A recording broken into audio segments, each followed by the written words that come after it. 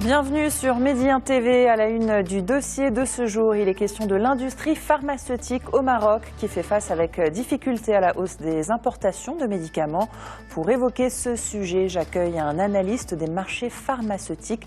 Bienvenue Abdelmajid Belaïch. Merci à vous d'avoir accepté notre invitation. Vous travaillez en ce moment sur une étude intitulée « Les échanges pharmaceutiques extérieurs à usage humain au Maroc ». Et vétérinaire. Et vétérinaire, donc c'est une étude qui se base sur 10 années, c'est ça? Alors avant de revenir sur le commerce illégal de médicaments, parlons déjà de ce qui est légal, ces importations de médicaments qui ont plus que doublé en quelques années pour s'établir à un coût de 5,5 milliards de dirhams. Alors pourquoi importer au Maroc certains remèdes qui sont produits dans le pays? Où est le blocage? Oui. Alors il faut rappeler d'abord que ce qui normalement doit être importé, c'est uniquement les médicaments qu'on ne peut pas fabriquer, c'est-à-dire les médicaments de biotechnologie, les anticancéreux, les vaccins, les hormones et les produits sous forme d'aérosols. Ceux-là, aujourd'hui, on ne sait pas les fabriquer, donc il est normal de les importer. Par contre, tous les médicaments fabricables et fabriqués, oui, nous avons déjà des gens qui les fabriquent. Pourquoi les importer? C'est ça la question. Alors, au départ, et c'est vrai que depuis quelques années, je vois cette balance commerciale pharmaceutique, c'est-à-dire cette différence entre ce que nous exportons et ce que nous importons, qui est en train de s'effondrer de manière dramatique. Et je croyais au départ que c'était justement que ces médicaments qui ne peuvent pas être fabriqués, qui sont importés.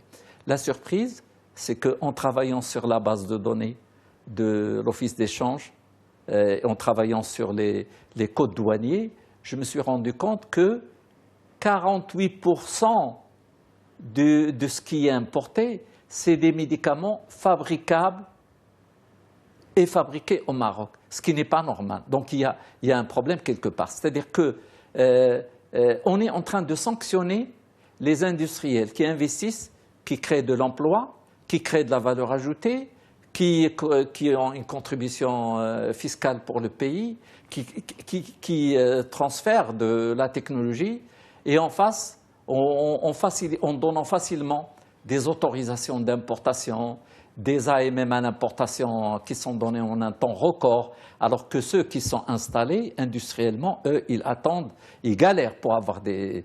Donc, tout ça fait qu'on est en train de casser ce qui a été construit en une soixantaine d'années, alors que quand on voit ce qui se passe au niveau de l'industrie automobile et de l'industrie aéronautique, l'industrie automobile, c'est 1950 ans, c'est à peu près la même période que l'industrie automobile. Aujourd'hui, c'est le premier exportateur et à l'horizon de 2020, c'est 100 milliards de dirhams. L'industrie aéronautique, ça date d'hier et aujourd'hui, ils font des chiffres vraiment qui donnent le vertige. Alors que l'industrie pharmaceutique, elle, existe depuis une soixantaine d'années, nous constatons qu'elle végète, elle ne se développe pas comme elle devrait et ces dernières années, pratiquement, il était à une évolution nulle. Donc il y a un problème, il faut chercher. Le ministère de la Santé n'a jusqu'à présent pas réagi sur ce dossier. Est-ce qu'il doit le faire et que peut-il faire? Logiquement. Ce que le ministère de la Santé, et c'est son rôle, c'est d'abord de favoriser l'industrie nationale, ce tissu. Pourquoi? Parce que ce tissu, c'est le garant de la sécurité sanitaire du pays. C'est ce qui va nous garantir demain, en cas de guerre, en cas de crise économique ou autre, de n'avoir pas des ruptures de stock, d'avoir les médicaments à la disposition des patients, puisque on ne va pas dépendre d'une importation. Vous savez, quand il y a parfois des ruptures au niveau international, vous n'êtes pas livré en priorité parce que le Maroc, pour eux, avec la taille de son marché de à peu près 14 milliards de dirhams, c'est clopinette par rapport au marché mondial. Donc ça ne nous intéresse pas, il ne sera pas livré en priorité. Et donc, pour éviter ces ruptures qui touchent le plus souvent des produits importés, eh bien, il faut que tout, autant que possible, que tout soit fabriqué ici, c'est-à-dire non seulement les médicaments fabricables au Maroc, mais il faut aller de plus en plus vers les produits de biotechnologie, comme l'ont fait des pays comme Cuba et autres, et donc d'acquérir plus de technologies pour fabriquer ce qui n'est pas fabricable. Les hormones, les vaccins, les anticancéreux et tout ça.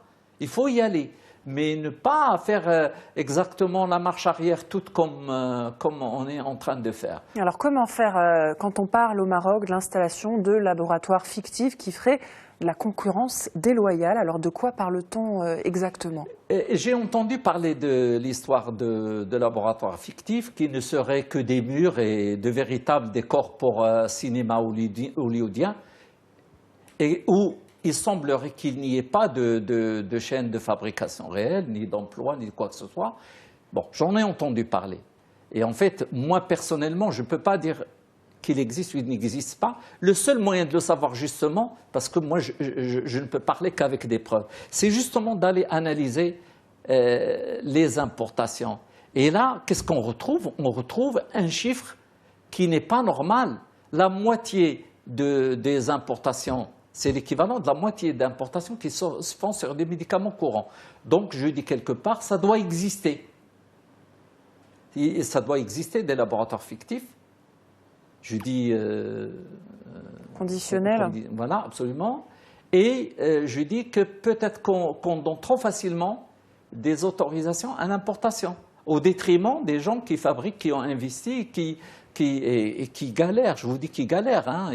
J'ai l'impression que beaucoup de gens aujourd'hui cherchent à se désengager du secteur pharmaceutique. Alors, Monsieur Belaïch, industriel, venons-en, si vous le voulez bien, au marché illégal de la contrebande de produits pharmaceutiques avec ces chiffres révélés par la Sûreté nationale. Entre le 1er janvier et le 30 novembre de cette année, 52 personnes ont été arrêtées au Maroc avec la saisie de près de 32 600 médicaments de contrebande. Rappelons-le, hein, les dangers de ces produits pour la santé des patients qui les prennent à leurs risques et périls. Alors, ces médicaments de contrebande, est-ce qu'ils ne proviennent que de l'étranger? Oui, essentiellement. Mais vous savez, quand on cite les chiffres de la Sûreté, ce n'est que la partie visible de l'iceberg, c'est-à-dire ce qui a été saisi. Mais par rapport à ce qui a été saisi, quelle est la quantité de médicaments qui circulent, qu'on n'a pas pu saisir par la douane, la gendarmerie ou la police? On parle d'abord de la filière des psychotropes qui rentrent de l'Espagne et de l'Algérie, qui inondent le Maroc avec des conséquences dramatiques en termes d'augmentation de criminalité. On parle de médicaments qui se vendent par terre, qui sont exposés au soleil, des médicaments qui sont vendus dans les souks, qui n'ont aucune traçabilité. On ne peut pas remonter. Alors comment se retrouvent-ils dans des hanoun, dans des épiceries? Qui doit contrôler? Ben écoutez, c'est la responsabilité de qui? C'est la responsabilité de tout le monde, c'est la sûreté, c'est tout ce qui est gendarmerie, police, douane, mais aussi les acteurs de la santé, que ce soit des pharmaciens, toutes les personnes qui voient qu'il y a un problème, qu'il y a un médicament là où il ne faut pas. Parce que je rappelle qu'un médicament doit suivre le circuit pharmaceutique, à savoir laboratoire, grossiste, pharmacie. L'ONSA aussi est concerné, l'Office de sécurité sanitaire des produits alimentaires, puisque ces médicaments se retrouvent dans des épiceries. Oui, bien sûr, parce que à ce moment-là, il y a un doute sur leur qualité. On a une boîte, mais réellement, ce qu'il y a dans la boîte, est-ce que ce n'est pas des gélules remplies avec de n'importe quelle poudre, n'importe quoi? Tout est possible. Donc, après, c'est l'analyse des produits. Il y a quelques jours, quelqu'un m'a amené une boîte de comprimés bizarres qui était près d'un collège. Et je l'ai amené au centre antipoison pour être analysé, pour voir est-ce que par hasard ce n'est pas un psychotrope? C'est quoi ça? Donc chacun de nous doit intervenir pour la sécurité de tous. Merci beaucoup Abdelmajid Belaïch d'avoir accepté notre invitation. Prochainement, les assises des médicaments auront lieu. Elles ont été reportées récemment. Et ce sujet des produits pharmaceutiques et des médicaments de contrebande sera probablement à la une de ces assises. Merci à vous. Merci à vous aussi pour votre fidélité. Restez sur Média TV. L'information se poursuit sur notre antenne.